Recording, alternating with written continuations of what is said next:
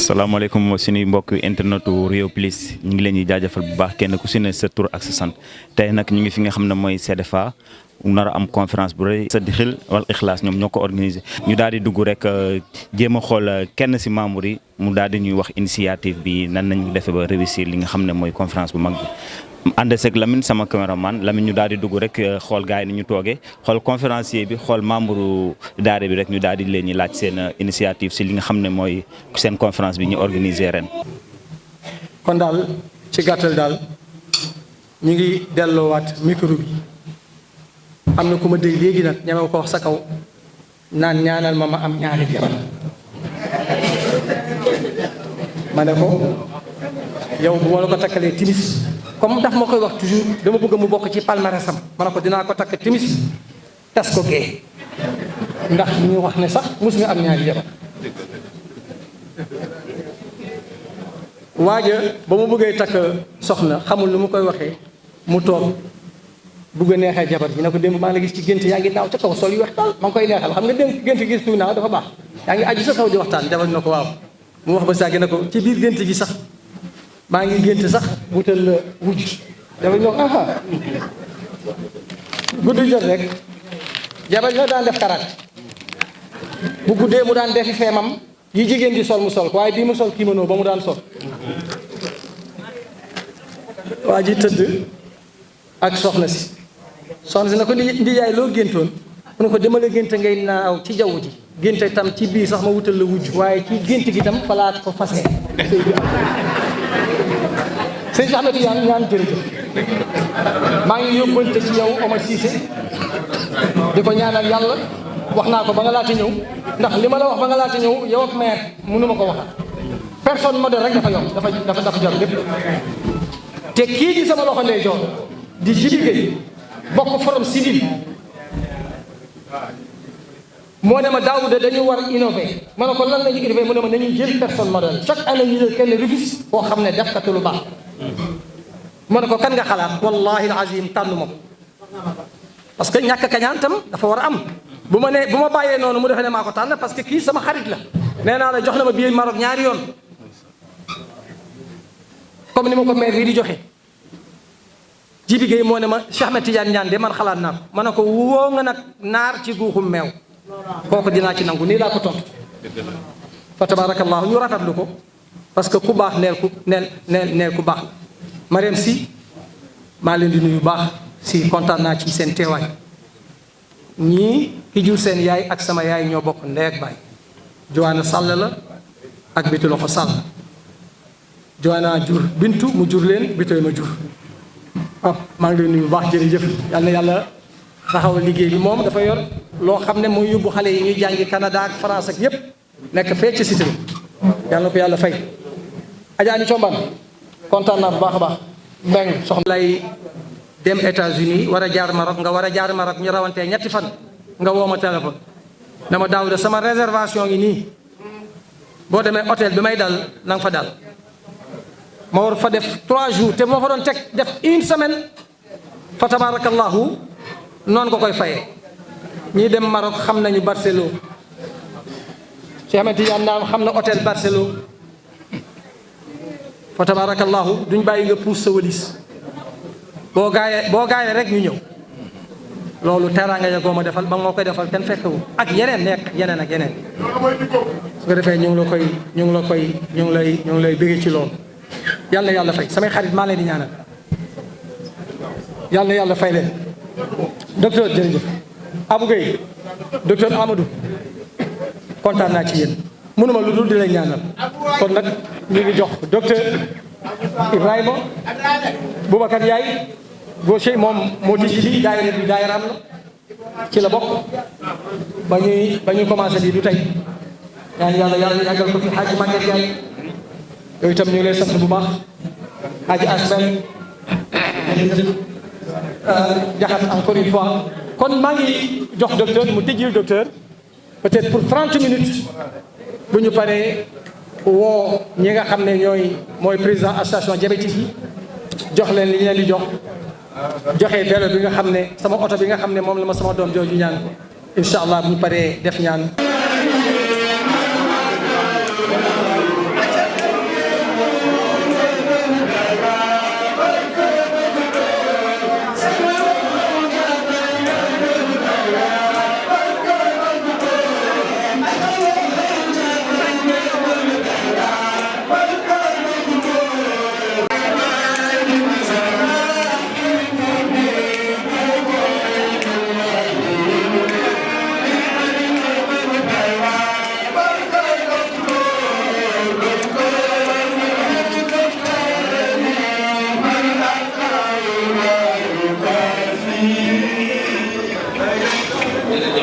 toog ak sunu maam sunu yaay mère Xaar ñu gis ko daal di koy gis ci conférence bi mère Xaar ñu ngi lay nuyu. maa ngi leen di fay bu baax. tey nag ñu ñëw gis la ci conférence bu mag bi xamante ne ren mooy 23e édition ñu koy organiser. waaw ki koy organiser da ko doon ci ay maamam ki koy organiser Alaaji Maalik Gay maamam ki koy organiser kenn xamul kenn moom ci ñu bàyyam jur du dul mel nii rek bu ko fa Alaaji Maalik fekkoon du jóg muy xale bu baax di Daawuda Si ànd ak magam ñu ko ne tubaarkàlla ñu tudd ko sëriñ Abdou Aziz mu sëriñ Babacar ay bokkam yëpp toog nii saal bi mel nag ci moom la ndax mënoon naa juddoo ni mu juddoo te bañ a def ni mu juddoo waaye li mu doon di alxuraan ak jàng ak dimbali loolu lay def ba fii ñu toog kon su ko dee def dañu ñaan yàlla ñun waa Tëngéej ak waa réew mi yëpp ne yàlla na ko gën a man yàlla na gën a tànt Rasulullaay ndax moom seen giir ak juddoo yonent bi la ñu xam loolu moo tax ma ñëw di ndeyam nag di woon nit ku baax tudd ajaratu nañ si sàll papaam tudd sëriñ Pam Mas si waaw kon Daawuda bu dee woote at mu nekk tey sax feesul at mu woote mu gën a fees ma mu woote woon te di ko def lu def lu baax ak dimbalee ko lan la ko yàlla dimbali nga fekk fi jigéen ñu baax ñi ñëpp ci barka Muhammad alhamdulilah rajo bee bay laaj li nga def moom laa koy wax dégg nga ñu nit ku baax lii rek lay def kon nag doom ngeen ne Xaar Mbay nee na moom du sëriñ buy muuru rek day sëriñ buy wax li yàlla wax ba tuppi di jëf di wax nit ñi ñu dimbalee di wax nit ñi ñu bale di wax nit ñuy def lu baax ak di wax lu baax ak di defar seen xol di dimbali nit ñi ndax day jeex moom ci loolu la ne dimbali leen nit ñi ndax day jeex te ku ne loo def di nga ko defaat kon nag di lambar yi jaagri seen bu rëy te doo dimbali nit ñi moog seen yem demal. jërëjëf. di sant Serigne Daouda ak daayiraam bi ndax dañu téye te bàyyiwuñu di gërëm tam sama papa yi fi teew muy Lamtooro Si Abdou Aziz ak sama papa Bassirou nag dama mësul am occasion en public remercier ko gërëm muy rakk si papa Alaaji Mor Si di papa si man ba may jàngi Strasbourg loolu mat na 30 ans ndeysaan boobu moom foofu la fekkoon ma ne ko dama war a dem defi dermato Strasbourg ndeysaan moom foofu la jaaroon mu jël boole maax ay xaritam yamul si loolu da daan ñëw ndeysaan bu ñëwee fekk ma université ba ekkati xaalis bu bari di ma ko may di ma ko teral kon nag si Malick maa ngi lay gërëm di la sant ndax nit koo gis rek am na ay jaar-jaar te am na ñu ko taxaw mosuma am occasion boobu nag gërëm si ko si Malick yàlla na la yàlla fay. bu loolu weesoo toujours dañuy ñëw di wax si ay sujet professeur Gallo Diop jaar na fi il y a quelques années wax si affaire neurologie ay nerf man wax naa fi affaire dermato tey nag dama indi sam benn xarit boo xam ne yàlla da ko may xam-xam si li naan rhumatologie ak traumatologie lan mooy rhumatologie ak traumatologie mooy bépp feebar boo xam ne dafa laal articulation yi ak yax yi nit boppam dina metti lool mu yaakaar ne bopp bi tension la wala leneen la alors que arthrose cervicale bi mooy cause bopp bi metti sa bopp dina metti lool nga yaakaar ne tension la ndekete arthrose ba nga am sa catu bopp ba mooy indi bopp bi metti sa épaule dina metti nga jaaxle sa ndigg dina metti nga jaaxle bi nga xam ne nag tey jii salle bi pratiquement boo jëlee ñaari nit wala ñett kenn dal na ko ci muy genou daf nu yeb lu tax mu yeb nu ñu bari ay anciens sportifs na woon sa genou boo doon ancien sportif tey jii mën na indil problème suñu jigéen ñi tax lu tax mu yeb leen surcharge pondérale bi booy jëm mag sa yaram bari articulation genou yi fale yi lépp du reposé wu moo tax ñuy am problème genou loolu nag damay bàyyi sama xarit docteur Daffé mu ñëw faram fàcce leen lan mooy feebaru yàq ak lan mooy rhumatologie ak traumatologie. te tey sous la direction de mon ami Ibrahima Ndiaye boo xam ne suma xarit benn bakkan la mu demandé ma pour ma waxtaana leen si mbirum arthrose. Bon dinaa ko wax tuuti ci français après ma tënkal leen ko ci wolof. Bon sama wolof leerul trop nag soose la su ma def ko ne ok donc l'arthrose c'est une maladie chronique due à une atteinte des articulations yi day jàpp articulations yi ak détérioration des cartilages. Bon maintenant à titre illustratif indi naa leen benn maquette pour expliquer leen ko comme ça va être plus didactique quand tu parles en grand public. sama yaay xaar yow la ñuy waxal rek docteur yow lay waxal Adja Xaar. Voilà. li laa doon ñaan yàlla lii rek laa doon ñaan yàlla Adja Xaar yàlla na sax te yàlla. Voilà donc arthrose dina jàpp articulation yëpp. ñu déglu waaye ma xaar. Voilà donc arthrose dina jàpp articulation yëpp toutes les articulations mooy rencontre entre ñaari yax mais ci ñaari yax yi am na lu ci nekk bu tudd cartilage. Les cartilages bi moom moo nekk nii dama jël bii rek à titre d'exemple parce qu'il y en a plusieurs am na ci loxo yi am na ci loos bi am na ci ndigg bi fépp daal fu cër nekk daal affaire dina leen jàpp arthrose bi mais bu gën a fréquent mooy au niveau du genou donc lii cartilage la ci oom bi mais lii cartilage la fii ci digg bi mooy kii bi nu mu tudd dafa am li ñuy wax un liquide synovial ndox bi benn ndox la mais ndox boobu tamit quelquefois dina dem ba yàqu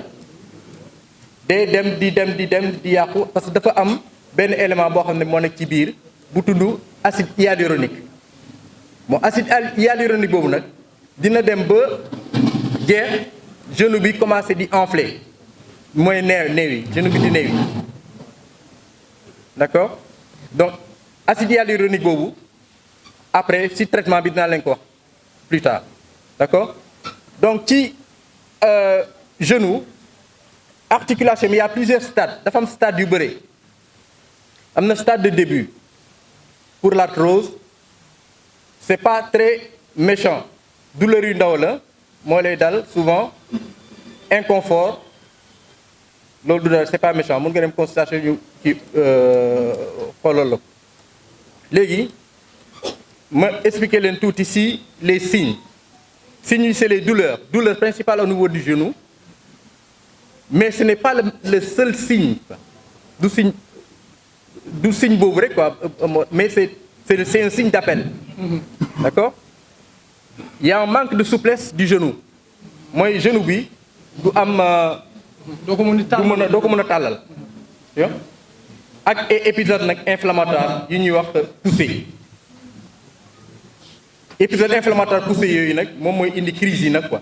des crises aiguës de douleur au niveau du genou aussi il y a une déformation du genou donc déformation du genou boobu lu koy indi souvent mooy suma xarit bi wax na ko ça fait partie des causes quoi la surcharge pondérale bi moom mooy poids bu bëri bi yooyu après naa ko expliquer ci traitement bi su ma ñëwee ci fin bi d'accord mooy indi déformation articulaire bu leen di dem ci yàgg léegi causes yi comme ni ko waxee au départ surcharge pondérale la donc poids bi xam nga nit comme genre oto la gis ngeen oto yi am les voitures qui ont oto jën yi par exemple yu bëree yu ñuy chargé ba mu fees del ni muy wàccee noonu poids bi ngeen am souvent moom mooy agir noonu ci genou yi genou bi du ko antan ba muy tassé wu noonu. Donc c'est didactique quoi nu mu leen ko expliquer pour ngeen xam comme c'est mënu ma wax yëpp ci français mu ngi leer. Voilà donc c'est la principale cause moom mooy boobu donc léegi pour bon membrane synoviale bi mel ndox xam naa je veux pas entrer trop dans les détails après bu am nay questions mun naa leen répondre tontu leen donc léegi pour diagnostic bi il faut interroger le patient examiner ko xool bi nga xam différents stades yu articulation bi nekkee mais principal kii bi pour gis feebar bi foog ñu def rajo bi nag mooy génnee feebaru arthrose bi li yàq fii yëpp donc pour traitement bi après je vais revenir en arrière pour traitement bi aussi il y a plusieurs types de traitements premier traitement bi mooy obésité bi ngeen wàññi pour lekk bi c'est le premier traitement exercice physique marche pour articulation yi mun a mouvoir di dem normalement sport bi tam baax na ci mooy doxantu parce que ñëpp mun nañ def sport même boo tëddee mun nga sport même boo mënul dox mun nga sport indi naa des maquettes xam naa leen ko jox pour ñu photocopie ko comme ça ñu distribuer leen d'accord am na aussi la physiothérapie mooy kinésithérapie massage yeeg yooyu yëpp boobu mooy commencer traitement médicamenteux bi traitement non médicamenteux bi moom mooy li mel ne wax ka ngeen wàññi surcharge pondérale bi poids bi ngeen di marche di yëngal articulation et tout ça après y a là ce qu'on appelle la physiothérapie antalgique mooy genre kinésithérapie pour soulager la douleur. Il y a d'autres aussi traitements yoo xam ne mooy des traitements médicamenteux bon xam nga traitement médicamenteux yi tamit mooy anti-inflammatoire yi ñuy naan xam nga mënuñu dëkk si naanee anti-inflammatoire parce que souvent am na yoo xam ne dafay xoos seen biir te baaxu ci quoi donc il faut pas prendre tout le temps des anti-inflammatoires ak antalgiques yeeg paracétamol ak tout ça là. Il y a ce qu'on appelle aussi traitement par les naka laa koy wax sax lii di composé articulation bi la comme acide hyaluronique boobu jeexoon foofu am na traitement am mun na leen defalee injection intra-articulaire d'acide hyaluronique mooy genre yàlla am na ñoo xam ne defaloon naa leen ko gis nañ ci tan mooy diw boobu nekk ci diggante um bi waaw diggante boobu pour lubrifier articulation bi la tax parce que xam nga en un moment articulation bu demee ba ñaari kii di tafe daje parce que dafa fekk fii am érosion bu metti moo tax stades yi après naa leen ko won daal naa taxaw woon leen yëpp quoi parce que y a différents stades bii début bi la bii middle bi la quoi moyen bii stade un peu plus avancé bi mooy bii très avancé bi mooy bii bi nga xam ne vraiment articulation bi dafa dem ba ankylosé wu boo xam ne mënatul bouger wu donc nag il faut pas que ngeen di xaar ba articulation bi dem ba période boobu ngeen dem en consultation mais dès le début boo leen sentir douleur rek dem leen consulter wu parce que en fait arthrose c'est un processus la xam nga xale bu ndaw doom arthrose donc mais plus ngay màgg plus ngay dem ñun ñëpp pratiquement am nañu arthrose à partir de 25 ans 30 ans yooyu ça commence donc moo tax bu leen ko négliger parce que boo leen demee en certain temps en certain âge dem ba amee 40 50 ans 60 ans surcharge pondérale bi ñëw yëpp ñëw ñuy gis mère yi nga xam dañuy dox di soog mais pratiquement sama consultation bi biru la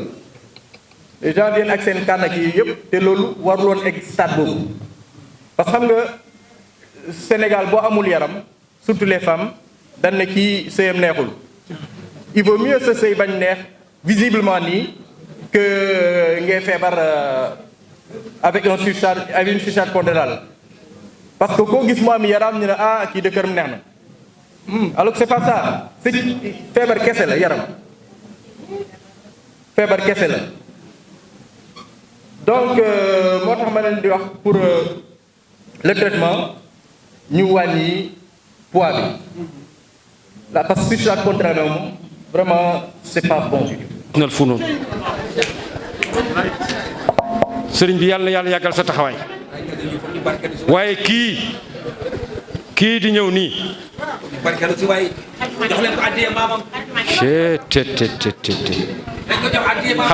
xam nga boo gisee ma jàpp forme avant may jël micro bi Daba Ndiaye daf ma woo jox ma enveloppe bu nekk en état 9 mois sëriñ bi ñun ñu ngi lay sant daayira bi ñu ngi lay sant sëriñ Cheikh Tidiane si waaw góor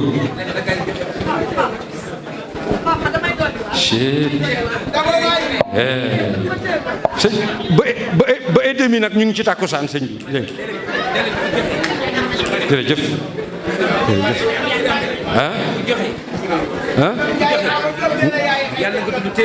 nga ne ku joxe yàlla na dunda téeméeri at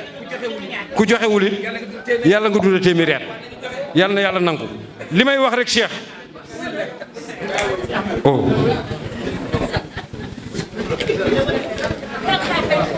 mooy colonel la boog Fall moom foofu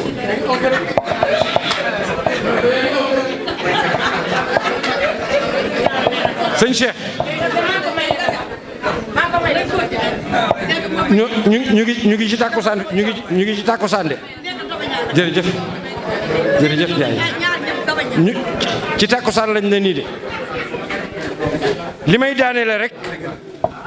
mooy sëñ Daawda ay xaritam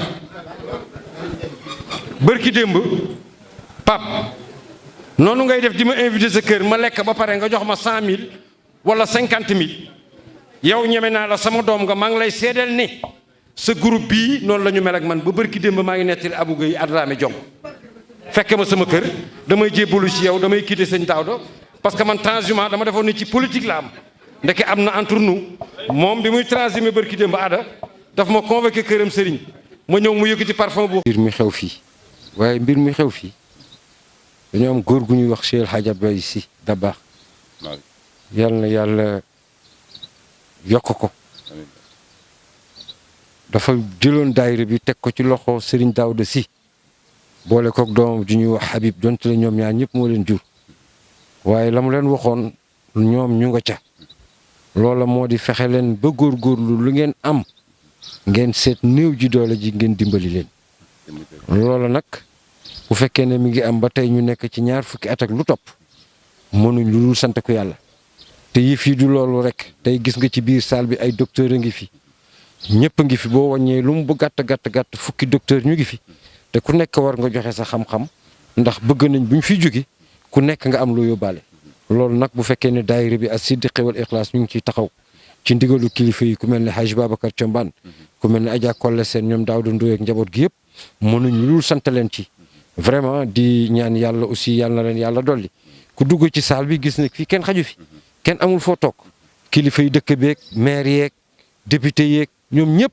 fa tabarakallahu gis nga leen ci salle bi ñu def fi ay teraaga jàppale waa Tëngéej loolu nag bu amee ñun ñuy njaboot ci njaboot gi mënuñ lu dul sant leen yoon aussi ñi yor rajo bi yor télé bi yàlla na yàlla yokk leen ba adduna bi yëpp di leen dégg yàlla mën na ko yàlla na ko yàlla def Tëngéej daal ñu xam ne sunu Tëngéeju bopp la ñun ñëpp ñoo ko bokk fa tabarakallahu njaboot gi njaboot gi la kon nag li war rek mooy lépp nañ ko teg ci yoon defaraat ko xoolaat njaboot gi yar leen comme ni ko sëñ bi waxee léegi nee na nañu xoolaat njaboot gi yar njaboot gi ci lan li nga xam ne moom la fi mag ñi bàyyi fa tabarakallahu boo duggee ci biir di déglu thème bi muy jàng di nga xam ne kii li muy wax buñ ci jógee bu ñu demee yàlla nañu yàlla defal dégg ak topp ba ñu mën koo appliquer incha allahu loolu daal moo doon kaddu yi kii taxaw nag mooy Alaaji Thierno Ndiour moom secrétaire u sëñ bi la fa tabarakallahu moom it am taxawaay yu mel ni yu muy taxaw ba bésam mi ngi waaj a ñëw incha allahu moom it yàlla na ko yàlla mottali man mii di wax ak yow maa ko fas yéene def waaye le 16 la ñuy conclure yëpp nag ca cité millionnaire ci daara Serigne Moassi bi nga xam ne moo jur Serigne Daouda fa la ñuy dajewaat ñun ñëpp àggale li nga xam ne moom la ñu doon def ca cité millionnaire kon yàlla na yàlla mottali ko wasalaamualeykum wa rahmatullahi wa barakaatuhu. Haj Thierno li ma doon samay kàddu jërëjëf Imaam kaddu yi rafet na mu lay sant di la gërëm di ñaan yàlla taxawaay bi yàgg comme ni ma ko waxee ci biir waxam événement bi ba mu dalee am ak léegi mu ngi ci 20 fukki at ak juróom-ñeent te loo gis mu yàgg rek dëgg lay doon kon kaddu yi gàtt mu néew moo ñu ngi ñaanal sëriñ bi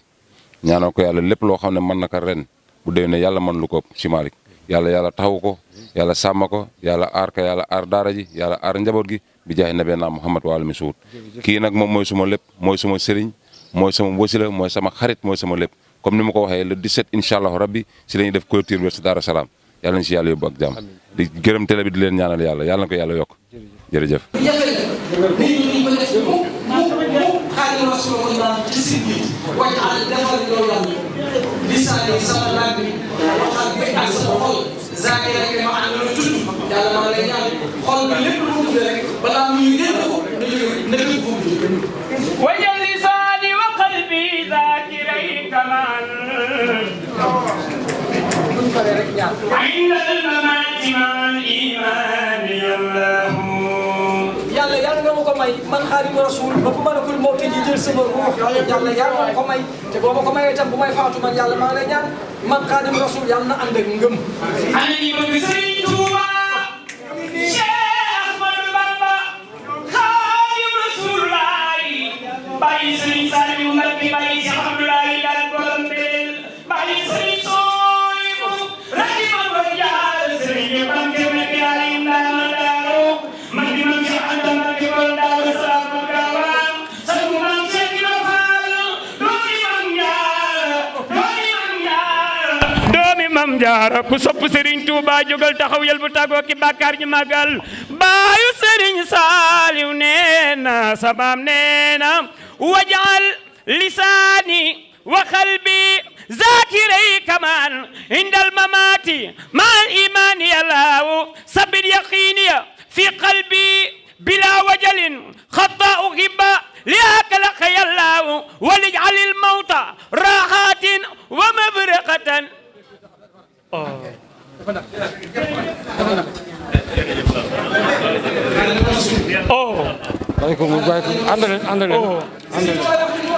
ولجعل الموت سبب يقيني في قلبي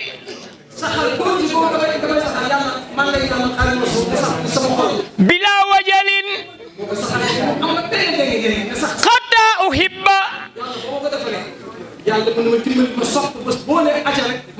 لك الحق يا الله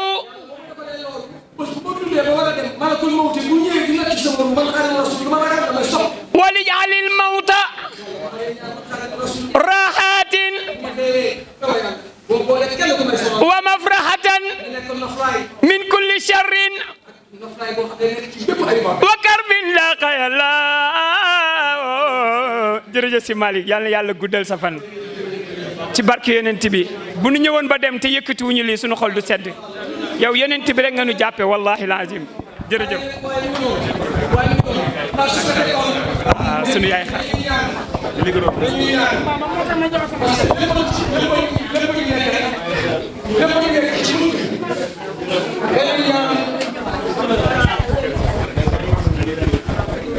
waaw gars yi defe naa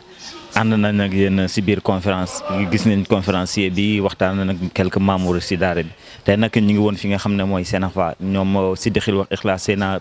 23e édition ñu koy organiser defe naa gis ngeen lépp li fi xew macha allah ñoom jamonoy Maodo Malick ba doomam ji nga xam ne mooy Abdou ba tey sët ji moo koy conférencier macha allah fii daal moom macha allah duggoon nañ fi ànd ak Lamine sama cameraman jël nañ interview maire xaar wax na lu am solo kon boog ñu daal di jox daje rek ba beneen conférence ak incha allah Rio Plus ñoo fi ñëwoon tey seet si waa daara